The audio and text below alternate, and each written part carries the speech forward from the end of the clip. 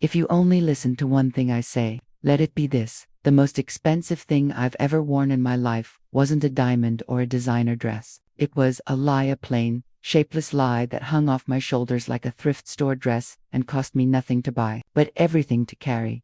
I didn't tell my son Marcus that I earned $40,000 a month. I didn't tell him the titles after my name, the 1,000-page contracts I signed, or what it feels like when a boardroom full of men waits for you to speak before anyone else dares to breathe. To him, I was just Mom, the woman who left early, came home late, cooked what there was, and kept a small life on purpose. I had chosen that invisibility the way a surgeon chooses gloves to lip for protection. When he called on a Tuesday, his voice came with that old tremor I recognized from scraped knees and broken science projects. "They want to meet you," he said. "Simone's parents. Saturday, a restaurant." He swallowed. "I told them you're simple. Simple." The words slid under my skin like a thin blade, precise, almost polite. I stared at the small apartment I loved, the scuffed baseboards, the sturdy old sofa, the cheap lamp that cast clean light. Nothing here tried to impress anyone. Nothing here apologized for that, either. "All right," I said. "I'll be there.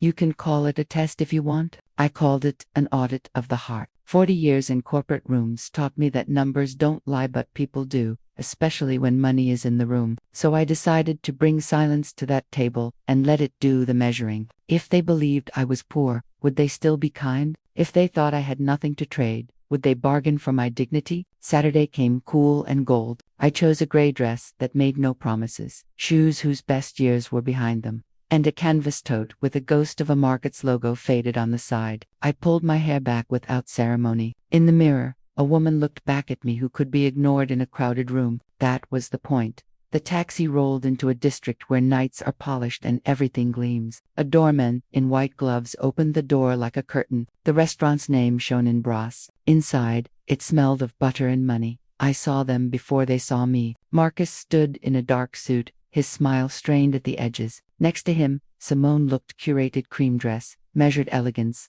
A woman poured into a life that fits like a glove. At the table by the window sat her parents, a portrait of cultivated assurance. Veronica, sequins and emerald.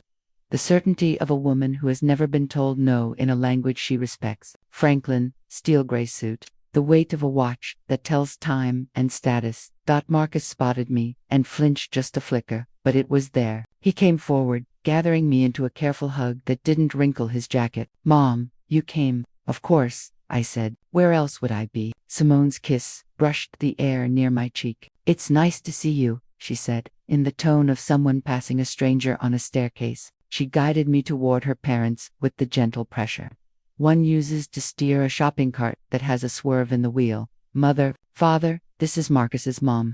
Veronica's eyes made a quiet calculation up, down, across, and wrote their verdict on my skin without ink. "A pleasure," she said, offering a hand like a cold spoon. Franklin did the same, the smile that never touches the eyes, even for a visit. There are seats people earn, and seats they're given. I was given the chair at the end, where the light makes you grainy in photographs and the waiter reaches you last. Menus arrived, heavy with French long words, short portions. I opened mine and let the silence do what I'd come to do. Veronica tilted her head. "Do you need help with the selections?" The sweetness in her voice had a rind. "Yes," I said, soft as lint. "I don't really know these things." She smiled with those fine teeth that could bite through silk. "Something simple then," she told the waiter. "We wouldn't want to overdo it." "Overdo what, exactly?" Breathing, the room hummed with curated laughter. A string of words began a liturgy of travel, hotels that cost a mortgage payment per night, vineyards where the grapes' biographies matter, cars whose engines make old men cry, prices dropped like pearls from a broken strand. The story was simple. They knew quality because they could afford it. "Do you drink wine, Ilara?" Veronica asked, rolling the name like a coin across her knuckles. She had misheard it as Era earlier, then corrected herself later with a flourish. People like her confuse names when they're busy memorizing numbers. "Only on special occasions," I said, "and usually the cheapest I can find." "I don't know much. It's a developed palate," Veronica said. "It comes with travel, education." She smiled toward Franklin as if he were a museum piece she'd curated. "We've tasted through Europe, South America, California. Simone is learning." Simone made a small noise that could be agreement or survival. "And your hobbies?" Veronica asked, turning the beam of polite inquiry onto me the way an interrogator tilts a light. What do you enjoy? I walk, I said. I cook. I watch television sometimes. It landed between us like a paper cup among crystal. How lovely, she said. Simple things. They have their charm, though one always aspires to more, of course. The food arrived. Architecture on porcelain. Veronica's steak glistened with authority. $80, she murmured. Not to me, not to anyone, but to the ghost at her shoulder that demanded everything be itemized. But worth it. Quality is worth paying for. I ate what she ordered for me, a respectable dish, chosen for its modesty. It tasted fine, the way rainfall sounds fine behind a closed window, not memorable, but present. There are nights when conversation is a river, and nights when it is a scalpel. This was the latter, clean cuts made under bright lights, the work disguised as care. Does your salary cover everything? Veronica asked without looking up from her plate, the question floating toward me like a feathered dart. I manage, I said. At your age, she went on, living alone without much support, it must be difficult. I admire women who struggle. Struggle, the word drew a quick profile of me in the air. Sensible shoes, small pay, small life. I held my face still. You don't draw your sword in a room full of linen. You let the other party brandish theirs until their arm gets tired. They moved on to their favorite subject, their generosity. Schools paid for. The honeymoon we insisted on. The down payment we couldn't bear not to help with. The world arranged like a showroom. Every kindness came with a price tag, hanging discreetly at the seam. Marcus tried to pivot to projects, to weather, to anything but money, is a jealous thread. It wove itself back through every sentence until we were wrapped in it like a shroud.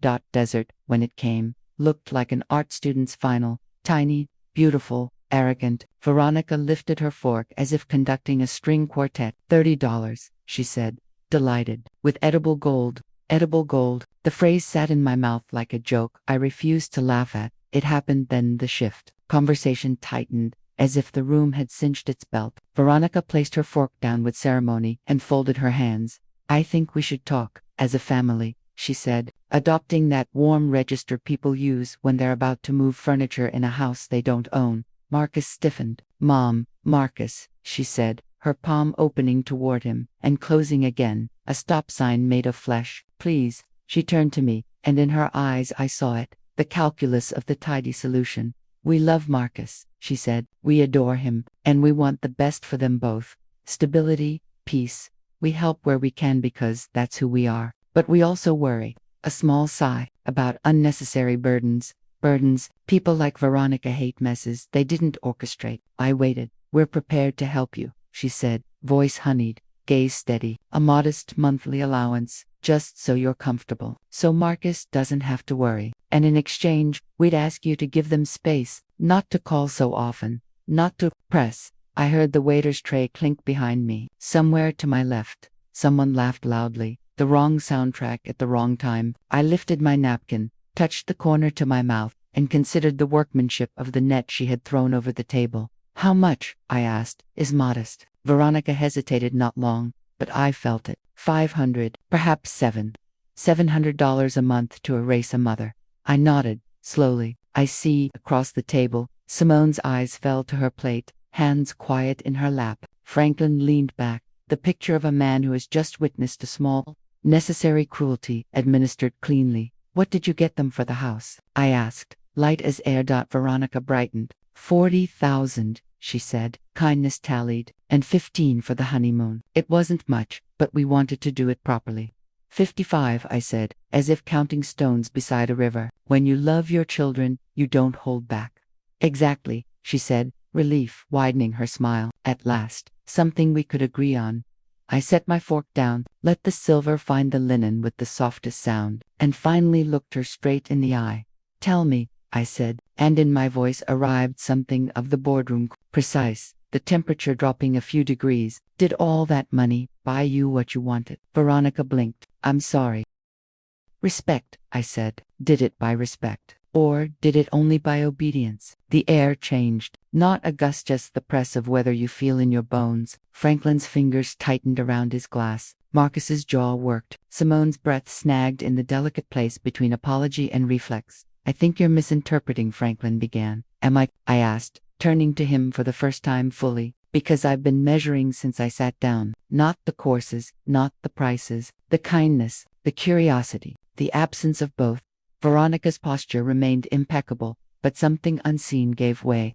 A wire inside her frame loosening a fraction. You said you admire women who struggle alone, I went on. Have you ever? I oversee our investments, she said quickly. I manage properties. I make decisions. From what was already built, I said, not unkindly, which is work, yes, but different from starting with nothing, from becoming the thing you now manage. Her fork touched the plate with a tremor I didn't miss. I was 23, I said, not telling a story so much as opening a file. Alone, minimum wage, a rented room with a shared bathroom and a lock that stuck in the winter, pregnant, the father gone. There was no family to catch me. So I worked. I studied at night. I learned the accounting nobody wanted to do and the English nobody wanted to learn. I held one hand over a baby's chest to make sure he was breathing and used the other to hold a pen. No one spoke. Waiters moved like choreography in the periphery. The city beyond the windows continued not caring. I climbed. I said simply, assistant, coordinator, manager, director, 20 years of it. Veronica's face, so carefully composed all evening, registered something like confusion, then incredulity, then the first flavor of fear. How much do you think I make? I asked her, softly. She didn't answer. 40,000. I said, a month. It landed like a glass dropped in a quiet church. Marcus's fork skidded and held. Simone's eyes widened, caught between shock and a recognition she would later be ashamed to admit felt like relief. Franklin's mouth set, the calculation in his mind both automatic and delayed. Regional Director of Operations, I said when no one found their voice. 5 countries, budgets with commas, contracts with T. Why didn't you? Marcus began, voice small and breaking around the edges of a truth he had not imagined. Because you didn't need it, I said, turning to him with the softness I reserve for the only person who can collapse me with a word. Because I wanted you to grow your own spine, not borrow mine. Because money is loud, and I needed you to hear other things first. Simone whispered. The apartment, the clothes. Why live like myself? I asked gently. Because I like peace better than status. Because wealth is quieter when it's real. Across from me, Veronica's face flushed, not with embarrassment, but with the hot sting of losing control of a narrative she had authored. She found one last foothold. This changes nothing, she said, her voice steady by force. You arrived here under false pretenses. You lied. I observed. I said, you told the truth. You always do, when you think it's safe. The waiter approached then, as if summoned by the scene. Would you like anything else? No, Franklin said too quickly, his voice roughening. Just the check. The leather folder appeared, placed in that careful, neutral way that says, this is none of my business, and also everything is my business. No one reached for it. I slid my old wallet from the canvas tote. Its leather softened by years and unremarkable to anyone except the person who knows every crease. From it, I drew a card I seldom show and laid it gently on the table, a rectangle of matte metal that weighs more than it needs to, engraved with my name. Simone stared. Veronica swallowed. Franklin's eyes narrowed with a banker's curiosity he couldn't quite suppress. Allow me, I said to no one and everyone. Consider it a gesture from a woman who by your account doesn't have much. The waiter lifted the card with care, the way people pet a dangerous animal that's decided to be friendly. He vanished toward the register, leaving us in the wake of our own decisions. No one spoke. In the silence, I could hear the room, again the bone china, the subtle music, the confident conversation from nearby tables, barely hiding the fact that somewhere, always, someone is trying not to be afraid. Marcus's hand found the tablecloth, searching for a seam. Simone's shoulders rounded inward, as though she were trying to find a smaller version of herself that wouldn't take up so much room. Veronica looked everywhere except directly at me. Franklin checked his phone, as if the numbers there might reassert the order of things. That the waiter returned and placed the card down with a receipt as crisp as new currency. Thank you, Miss Sterling, he said. All set. I slid the card back into the old wallet that so efficiently hides it and, if we're honest, reveals me more accurately than any of this theater ever could. Then I lifted my eyes and let the mask I'd worn all night come off, not with a flourish, but with the simple relief of air on skin. Now, I said, calm as a ledger that balances, shall we talk about respect? There's a moment after the check is paid, after the theater of generosity concludes, when the lights feel brighter and the plates look emptier, and everyone at the table is forced to confront what, exactly, they've been consuming. It isn't just food, it's power. It's the story of who owes whom, dressed in butter and wine. Respect, I repeated, my voice steady enough to carry beyond the linen and crystal and return to us. That's what's been missing since I sat down. Veronica adjusted her napkin with the precision of a seamstress correcting a crooked hem. You think we've been disrespectful. I don't think, I said. I've been listening. The numbers added up, Veronica. Hotel rates, flight classes, down payments, allowances. You recited your ledger like it could absolve you. She lifted her chin. Money is how families help. We do what we can, and you weaponize what you can, I answered. Your generosity isn't support, it's leverage. A kindness that expects a receipt is a loan by another name. Franklin's voice arrived low and deliberate, as if he were unscrewing a jar no one else could open. Now listen, I have been, I said, all night. Across from me, Marcus sat very still, as if movement might break the fragile glass bell around us. He had his father's quiet when he was about to rage, and his child's silence when he didn't know which direction to hurt. Simone's eyes flicked between her parents and me, confusion and recognition, fighting for the same space. Let's not pretend this is about care, I continued, softer now. You offered to buy my distance. You called it modest help and asked me to shrink. You don't want a family, Veronica. You want compliance with a smile. For a heartbeat, the only sound was the restaurant's soft orchestra of plates and soft laughter. Then Veronica found the register she trusted, elegance edged with frost. You engineered this, she said. You disguised yourself to provoke us. You came to trap us in a tableau of unkindness. I came to learn, I said, and you taught me immediately. She gave a quiet, humorless laugh. And what did you learn? That you prefer to humiliate rather than be honest. No. I folded my hands, not in prayer but in patience. That for some people, the cost of compassion rises when the price tag on the other person lowers. That your kindness has a minimum income requirement. Something in her posture faltered, then hardened again. You lied. I wore a mask, I said. So did you. Mine came off. I rose not abruptly, but with the same unhurried certainty I use in rooms where people wait to see if the woman will apologize for knowing what she knows. Marcus, I said, turning toward my son, walk me out. His chair scraped back. Yes. Simone reached for his sleeve and thought better of it. Franklin stayed seated, his gaze on the table, where the receipt lay like a verdict. Veronica held herself like a statue of a queen erected by people who wanted something from her. Beautiful, unbending, and ultimately made of stone. We moved through the restaurant's warm light, a small procession, my son and me, the air partying around us. At the door, the doorman's white glove touched brass. The street opened like a stage waiting for the next scene. Night had polished the boulevard to a mirror. Cars whispered. Somewhere, a woman's laugh broke into the air, like a bright coin tossed high and caught. We stood beneath the awning. For a moment, we were just two silhouettes in a city that sees dozens of mother and son silhouettes every night and never guesses what words are balancing on their tongues. Mom, Marcus said, and the word trembled around the consonant like a small boat in a sudden wake. Why didn't you tell me? Because I wanted your life to be yours, I said. Not a stipend, not an inheritance you hadn't earned yet, because every time you chose courage over comfort, I watched you grow a piece of yourself you couldn't buy. He swallowed. I made you small in my head. I reduced you so I could fit you. I'm sorry. I touched his sleeve. You can only see what someone shows you. I chose small so you could choose big. He took a breath he hadn't realized he'd been withholding since childhood. They're not going to understand. They don't need to, I said. They only need to decide which kind of people they want to be when they are not being watched. Behind the glass, Veronica had risen. Franklin was saying something too soft to hear. Simone stood a few steps away from them, her face tilted toward the window's reflection. If you looked quickly, you might think she was examining herself. If you looked longer, you saw she was trying to see past herself. Go back, I told Marcus. Be your own witness. Don't let anyone explain to you what you felt at that table. I'll walk you, he said.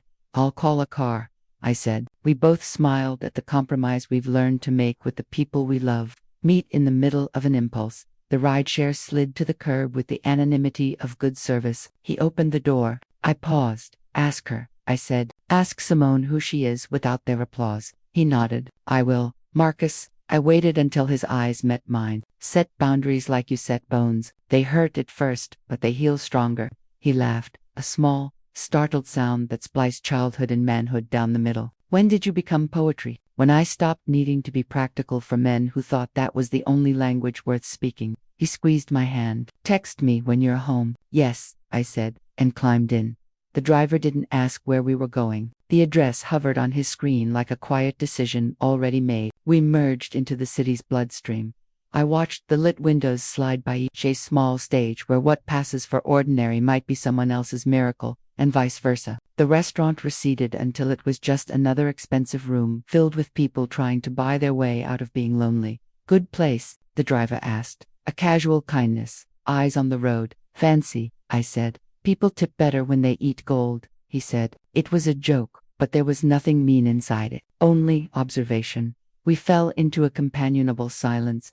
The kind that arrives when human beings sense they're both carrying something that doesn't need to be inspected by strangers. At a red light, a street violinist coaxed a melody out of winter air. For 2 bars, the city shut up and listened. Then the light clicked green, and practical life resumed its march. In the glass, my reflection leaned back toward me, gray dress, canvas tote, hair tied without ceremony. The version of myself I wore like a cloak, the one I'd chosen as armor and discovered, was also a mirror. I remembered a different night, the fluorescent hum of a copy room at midnight, paper, warm and sweet-smelling, as it poured from the machine. My son asleep on a folded coat beneath my desk. I'd covered him with my own cardigan and kept feeding the printer, posture square, eyes mean with intent. There's a kind of poverty that etches your goals into the backs of your eyelids so that even when you close them, you're still reading them. That was the night I promised myself I would learn the language of power so fluently I could also translate it into kindness. Ma'am, the driver said softly, we're here. The building greeted me like an old friend who doesn't believe in fuss. Lights tired around the edges. The familiar, unassuming dignity of a lobby that smells faintly of lemon cleaner and rain.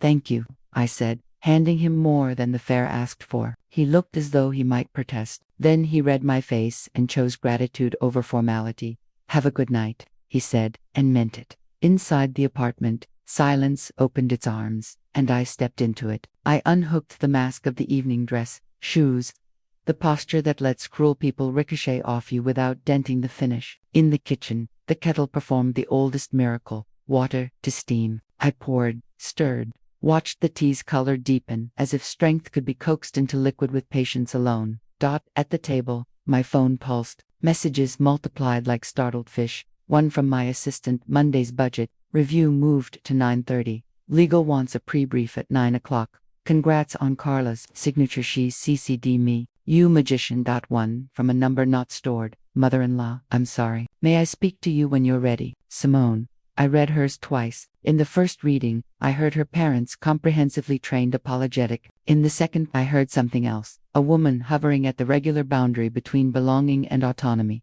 I didn't answer. Not yet. Apologies need room to grow, or they show up half-formed and beg to be praised for being born. I carried my mug to the window. Across the street, the bakery's backlight cast soft silhouettes. A young man stacked trays. A small woman wiped a counter. Their movements were unhurried. Their day had just begun while mine was ending. In the glass, the city reflected itself back into my apartment. Behind it, I saw, as if superimposed, another window. The boardroom on the 20th floor, where I learned to hold a silence long enough that the loudest man in the room would trip over his certainty and hand me the leverage I needed. The first time I left a meeting with what I'd come for, at a price nobody thought possible, I went back to my office and cried. Not because I'd won, but because I'd finally met the version of me I'd been building in secret. My phone lit again. Marcus, are you okay? I typed. Home, tea, quiet, you. Parking. Simone wants to talk. I told her to breathe first. I'll call you after. Good. Breathe, then speak, not the other way around. How did you get that calm? Pravda. He sent a heart. I sent one back. The first currency I ever taught him to understand.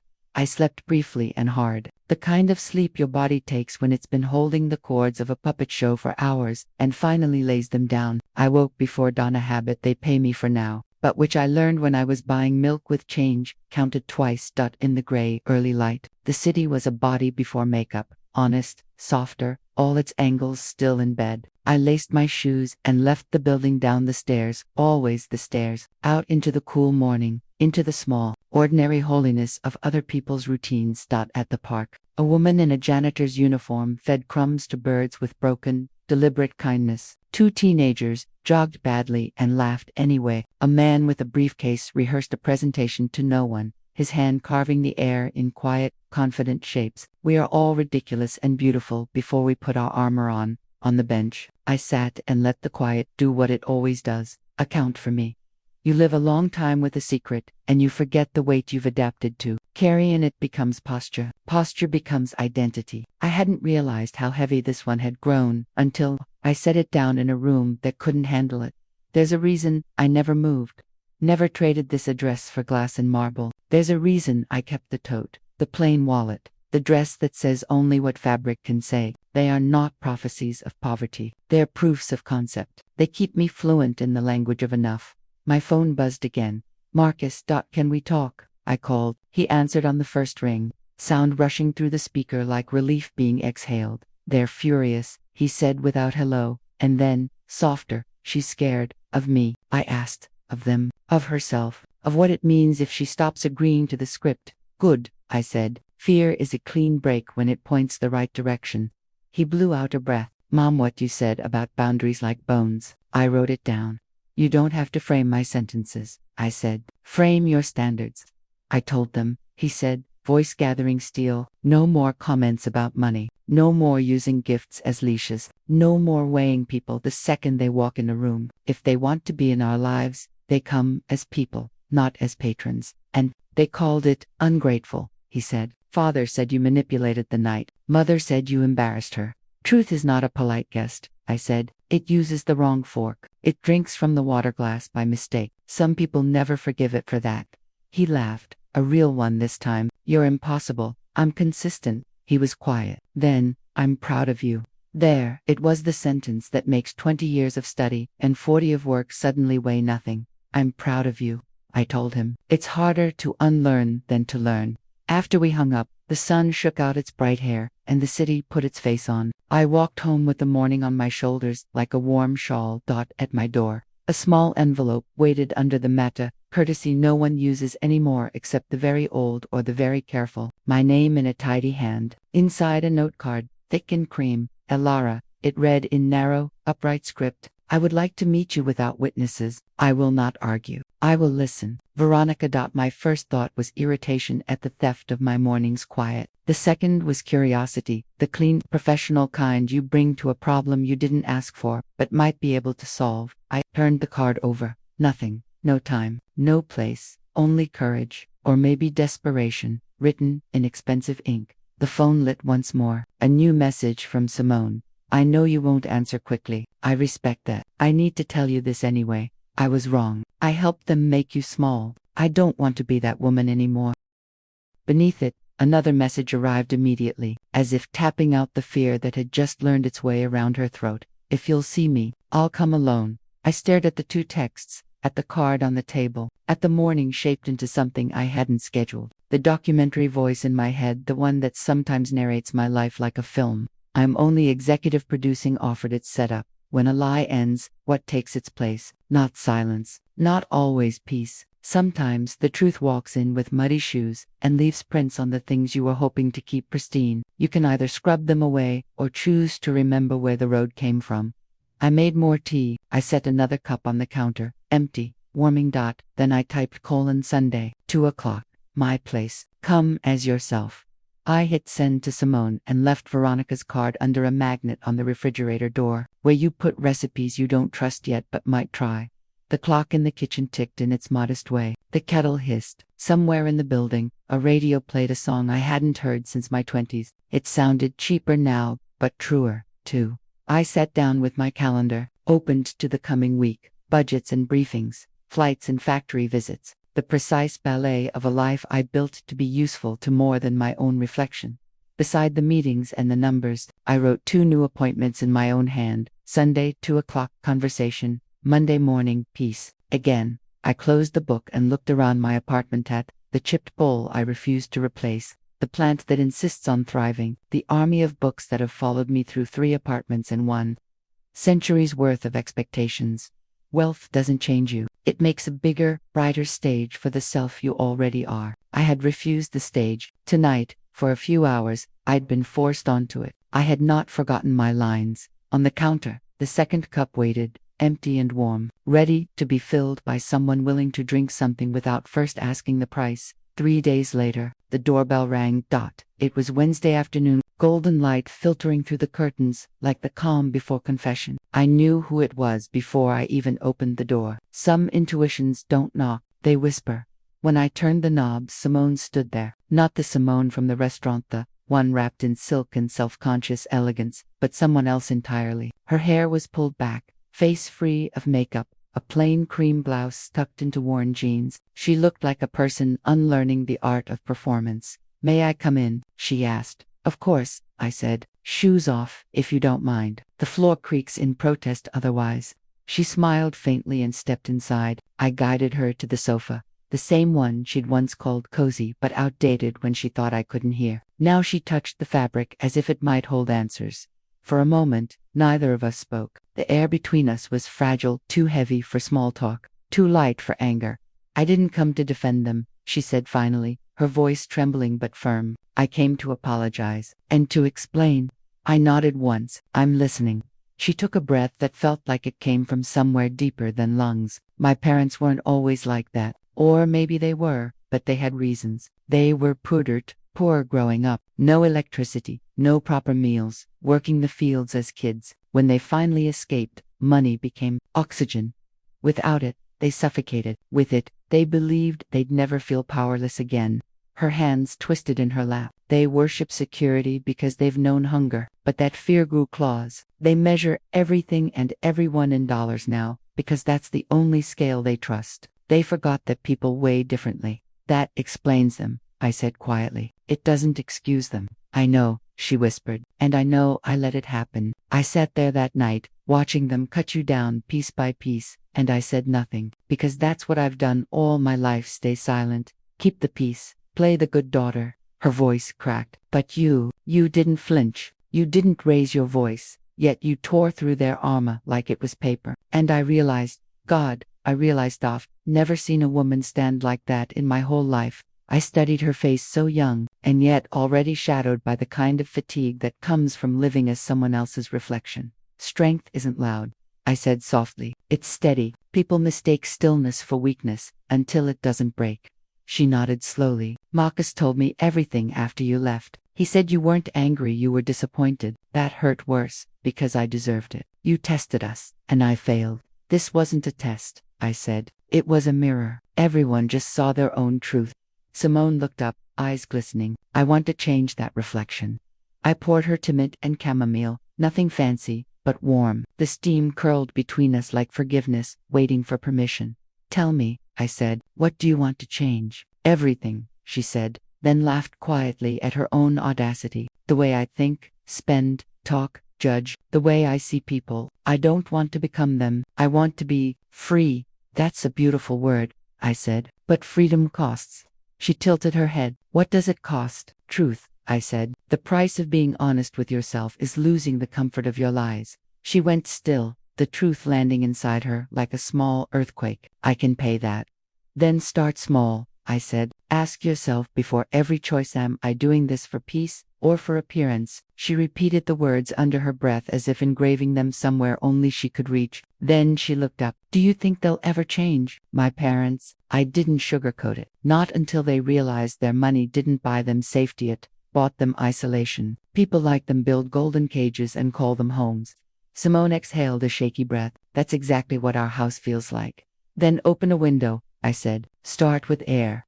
She laughed softly, the kind of laugh that sounds like the first step on dry land after a long swim. Then her eyes filled again, but this time with something gentler. She began, then stopped, trying to find words that fit. "Alara, thank you for that night, for humiliating them, for liberating me." "I didn't humiliate them," I said. "They did that themselves. I just held the mirror steady." We sat in silence for a while. Outside, the city hummed its ordinary song car engines, vendors, children's laughter floating up from the street. Inside, something quieter bloomed. When she finally rose to leave, she hesitated at the door. Can I come again? Not to apologize, just to talk. Anytime, I said, but next time, bring something sweet. I make good coffee. She smiled through her tears. Deal. As the door closed behind her, the apartment felt lighter, not emptier, just aired out. I stood for a moment, letting the stillness settle, and realized my hands weren't trembling. Not from anger, not from defense, just peace. My phone buzzed. A message from Marcus. Marcus, Mom. She came to see you, didn't she? Me. Yes. Marcus. How did it go? Me. Like spring after a long winter. Marcus. Then maybe there's hope. Me. There always is, son, but it needs tending. He sent a heart emoji. I smiled. The evening light melted across my walls, touching the old furniture with gold, as if to remind me that simplicity, when honest, glows on its own. I thought of Veronica then, not with bitterness, but with a kind of detached compassion, because I finally understood she wasn't cruel because she was rich. She was cruel because she was terrified of being poor again. Her wealth wasn't armor, it was anesthesia, and maybe someday she'd wake up. I didn't expect a knock, but when it came the next morning, I wasn't surprised either. When I opened the door, a delivery man stood holding a bouquet of white lily, elegant, expensive, restrained. A small card was tucked inside. Alara, I owe you a conversation. Veronica. I placed the flowers on the table. Their scent filled the room, sweet, sharp, almost apologetic.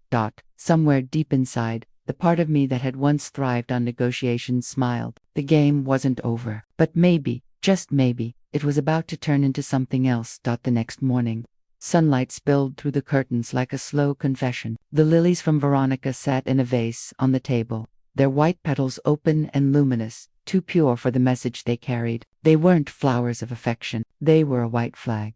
For a long time, I just looked at them, sipping my coffee, letting the silence stretch. There was no note of apology, no plea for forgiveness, only those 5 words. I owe you a conversation. And that, in its way, was more honest than any I'm sorry. By noon, my phone vibrated. A number I recognized but hadn't saved. Veronica, I answered after the 3rd ring. Veronica. Alara, she said, voice calm but careful, like she was balancing a glass of wine on a high wire. Thank you for the flowers, I said. They're beautiful. I'm glad you liked them. I wanted to reach out, in person, to clear the air, to clear your conscience. I corrected gently. A pause, then a breath. Maybe both. Where? I asked. The same restaurant, she said quickly. It's neutral. I almost laughed. Neutral, the battlefield where it all began. She hesitated, then named the place. I looked around my apartment, my quiet sanctuary, the home that had seen the truth bloom. Come here, I said. If you want honesty, meet me where honesty lives. Silence. Then, all right, today, I confirmed. 5 o'clock. At 4:57, there was a knock at my door. Veronica stood there. New sequins, new emeralds, new armor, just a simple black dress, hair tied back, makeup understated, but her posture was still royal, as if the crown she wore in her mind had never fully come off. Come in, I said. She stepped inside slowly, scanning the room. Her eyes lingered on the small details, the scuffed floor, the threadbare rug, the framed photo of Marcus at 12 holding his first school award. It's smaller than I imagined, she said. I prefer the truth in smaller rooms, I replied. We sat at the table, facing each other like diplomats from opposing nations who had finally tired of war. She spoke first. I've had a long few days. I imagine you have. My daughter hasn't stopped crying, she said quietly. She says she's ashamed. Franklin barely speaks. And the papers. The papers? She nodded. We were seen leaving that night. Someone recognized us. A blog wrote about it. Wealthy couple humiliated by mother-in-law in fine dining drama. You can imagine how that looks for Franklin's business. Ah, I said softly. So, this meeting is damage control.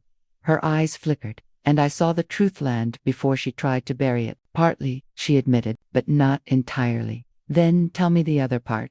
She took a long breath. You humiliated us, Alara, but you also shook something loose. I've spent 3 nights thinking about everything you said, about respect, about what I've become. And what did you find? Her eyes watered, not for sympathy, but because truth sometimes splinters on the way out, that I stopped seeing people as people a long time ago. Somewhere between poverty and comfort, I built a wall. I thought money protected me, but all it did was keep everyone out. That's a heavy thing to admit. I didn't say it for credit, she said. I said it because it's true. For the first time, I believed her. There was no performance left, only fatigue, and the faintest glimmer of humility. Franklin doesn't agree, she continued. He thinks you're manipulative, that you planned the whole thing to make us look small. I smiled. I didn't make you look small. I made you visible. She nodded slowly. Maybe that's worse. The kettle whistled softly in the background. I poured 2 cups of tea, sliding one toward her. No wine today, I said. No menus without prices. Just tea. She took the cup carefully, like she wasn't sure how to hold simplicity anymore. I keep replaying that moment, she said, when you asked if money could buy respect. I wanted to shout yes, because that's how I've lived. But now, she trailed off. Now you're not sure. She met my eyes. No, I'm not.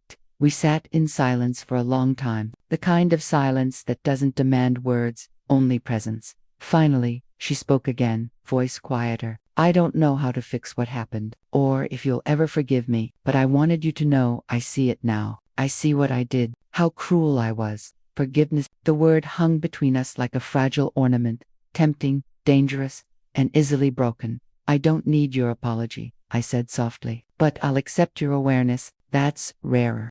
Tears gathered in her eyes, but she didn't let them fall. Simone told me you forgave her. I did, I said, because she's still learning. You, on the other hand, taught her to measure worth in the wrong currency. You don't unteach that overnight, I know, but you can start. How? She asked. Stop performing goodness, I said. Start practicing it, quietly, without receipts, without witnesses. She looked down, and when she looked up again, something in her face had softened. The queen had stepped off her throne. I want to try, she said. Then you're already halfway there. As she left, she paused at the door. Ilara, she said, I still don't understand how you stayed so calm that night. I smiled faintly. When you've had to fight for every inch of dignity in life, you stop wasting energy proving it. Calm is my victory. She nodded, eyes glistening. For what it's worth, I envy that. You can build it, I said. It's free, but not cheap. She exhaled a shaky laugh, nodded once, and left. That night, I stood by the window again, watching the city lights blink like slow heartbeats. My reflection hovered faintly in the glass. The same woman who'd walked into a restaurant pretending to be poor, but now without the disguise, without the silence. I thought about Veronica, the proud woman, unraveling in small, necessary ways, about Simone, shedding generations of fear like old skin, about Marcus, finding his own voice between 2 women who had learned power in opposite directions. Maybe, I thought, this is how healing begins, not with apologies, but with the courage to sit across from what you've broken and refuse to look away. My phone buzzed again. A message from an unknown number. This is Franklin. Simone gave me your number. I need to see you, alone. I stared at the screen for a long time. The war wasn't over, but its generals were falling one by one. I set the phone down, poured myself another cup of tea, and whispered to the empty room. Round 2. The text from Franklin came like a distant thunder before a storm. Quiet, almost polite, but heavy with the promise of something unfinished. I need to see you, alone. I didn't reply immediately. Instead, I let the kettle boil again. The whistle was my form of thinking, the sound of restraint heeding to purpose. Franklin wasn't like Veronica. She attacked from above, sharp, social, performative. He attacked from beneath, quiet, strategic, believing silence was power. If Veronica's cruelty was polished, Franklin's was efficient. I'd met men like him all my life, the kind who mistake diplomacy for dominance, who believe courtesy is currency only the powerful can afford. After an hour, I texted back, tomorrow, 10 a.m. at the park on Alder Street. Come without your watch. He replied, 3 words, understood. 10 sharp. The meeting morning came pale and windless. I arrived early. The park was half empty. A few joggers, an old man feeding pigeons, a mother pushing a stroller. I chose a bench beneath a maple tree just beginning to rust at the edges. At exactly 10, Franklin appeared. Still the same posture, spine like an iron rod, steps deliberate, suit pressed, expression unreadable, but the shine in his shoes couldn't hide what had cracked behind his eyes. Alara, he said, sitting beside me with formal precision. No handshake, no greeting. Franklin, you asked me to come without my watch. I wanted to see what you'd do when you didn't have something expensive to hide behind. He gave a short, mirthless laugh. You think money defines me. I think it built the wall you're sitting on, I said, and it's cracking. He turned his head sharply. You've turned my family upside down. My wife won't sleep. My daughter's crying. Marcus is talking about cutting us off. And you just sit here drinking tea and speaking in riddles. I'm not the one who built your family on conditions, I said quietly. I just stopped pretending not to see the cracks. He leaned forward, elbows on his knees. Do you know how long it took me to build this life? The company, the reputation, the respect. You can't imagine what it's like starting from nothing and having to claw your way up every rung while people with softer voices get promoted past you. I can, I said simply. Because I did. He froze. I watched the disbelief flash across his face like a short circuit. You, he said, you're the woman who signed contracts you read about in the papers. I finished for him. The woman who's turned down offers to sit on boards you dream of joining. You think you cornered the market on struggle. Franklin, you're not unique. You're just louder about it. For a long moment, he didn't speak. The wind brushed the leaves above us, and the pigeons scattered at the sound of a skateboard in the distance. Finally, he said, I came here to tell you something. Then tell me. You embarrassed my wife. No, I corrected, turning toward him. I revealed her. He blinked. You enjoy this, don't you? The moral high ground, the performance of humility. There's no performance, I said. You just don't recognize confidence without arrogance. His jaw tightened. You've turned my family against me. No, Franklin, I've simply made it harder for them to worship you. That one landed. He flinched, not physically, but deep in the space where pride starts to crack under its own weight. He exhaled, long and uneven. You're dangerous. I'm honest, I said. The two often get confused. For a moment, we just sat there, two old soldiers from different wars, nursing old wounds under the same sky. Then I said, tell me, Franklin, did you marry Veronica because you loved her, or because she looked like a trophy for the man who'd finally made it? His head snapped toward me, anger flashing like heat lightning. That's not your business. Maybe not, but it's your prison. He stood abruptly. You think you're better than us, don't you? I looked up at him, unflinching. No, I think I learned sooner that power means nothing if it requires someone else to kneel. He stared at me for a long time, and in that silence, something inside him shifted. It wasn't an apology. Not yet, but it was the first tremor of one. When he finally spoke, his voice had lost its ire. I used to be proud of how cold I could be. I thought it made me strong. And now I see it made me alone. That's a good start, I said. He nodded slowly, looking at the ground. What do I do with that? Start by saying it to them, not me. He looked up, eyes searching mine for some kind of permission, or maybe absolution. Would you talk to Veronica again? Help her see what I'm trying to say. I smiled faintly. You don't need me to translate your apology. You just need to mean it. He sighed. You remind me of my mother. Then you should have listened to her sooner, I said. He laughed, a real one, low and bitter and human. You're infuriating. And you're learning, I said. That's progress. He extended his hand finally. No tricks. Just thank you for whatever this is. I shook his hand. Call it an audit, I said. Not of your finances, of your soul. He nodded once, then turned to leave. As he walked away, the morning light caught on his shoulders, and for the first time since I'd met him, he looked smaller, not in stature, but in ego, and somehow, that made him human again. When I got home, I found a voicemail waiting. Veronica's voice. Ilara. Franklin came home different. He didn't yell, he just sat down and said, we've been wrong. I don't know what you told him, but thank you. I think maybe we can start over.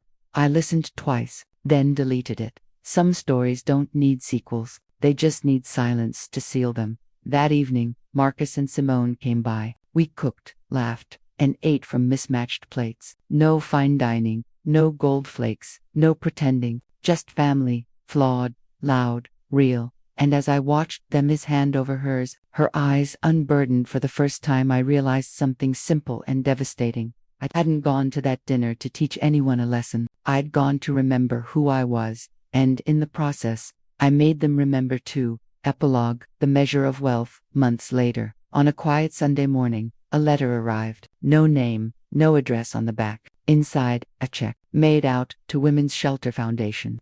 Signed by Veronica Sterling. Below it, a handwritten note. You were right. Respect isn't bought, it's earned. I smiled, folded it back into the envelope, and placed it in my drawer beside my first paycheck from 30 years ago, the one I'd kept to remind myself where value truly begins. And for the first time in years, I whispered aloud, to no one in particular. It had been almost a year since that night in the restaurant, the night my silence turned into a mirror, and my family was forced to see what wealth had done to their hearts. So much had changed since then, so much had healed. Marcus and Simone moved into a smaller home, not because they had to, but because they wanted to. A place where laughter echoed louder than pride, a place without marble counters, where dinners were made, not delivered. They started hosting Sunday lunches, the kind I used to dream of when I worked late at the office. Real food, real conversation, real people. Sometimes Veronica joined, sometimes not, but when she did, she came without her diamonds and without her defenses. Just a grandmother now, not a matriarch holding court. Franklin, to my surprise, retired early. He sold his company quietly, not for the fortune, though it was substantial, but because, as he wrote me in a brief letter, for 40 years, I've been building a tower to prove I wasn't small. You made me realize I've been standing alone at the top of it. Time to come down. It was the closest thing to poetry the man had ever written. A visit from the past one quiet afternoon. As autumn crept back into the trees, I heard a knock. It was Simone, smiling, radiant in a way I'd never seen before. She carried a small box tied with a gold ribbon. What's this? I asked. Something we've been working on, she said. Inside the box was a tiny silver bracelet, hand engraved. The words were simple enough. Marcus thought of it, she said softly. We wanted you to have it. I turned it in my hand, delicate, light, almost weightless, but the meaning was heavy with everything we'd lived. You know, I said, that word cost me 20 years to understand. She smiled. It changed my life in one night. I slipped the bracelet on. It fit perfectly, as if it had been waiting all along. A different kind of wealth. Later that week, I was invited to speak at a leadership summit in New York, a panel on women in executive power. I almost declined, but something in me stirred. When I took the stage, the moderator introduced me as Elara Sterling, Regional Director of Operations, known for her transformative leadership style.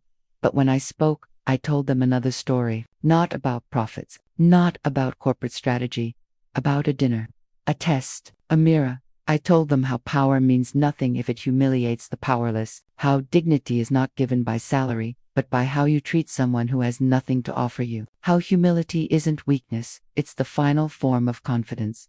When I finished, there was silence, not the polite kind, but the real kind, the kind that happens when truth sneaks into a room that thought it only came for business. Afterward, a young woman approached me backstage. I grew up poor, she said, trembling. I thought I had to hide it forever to be respected. But now, maybe not.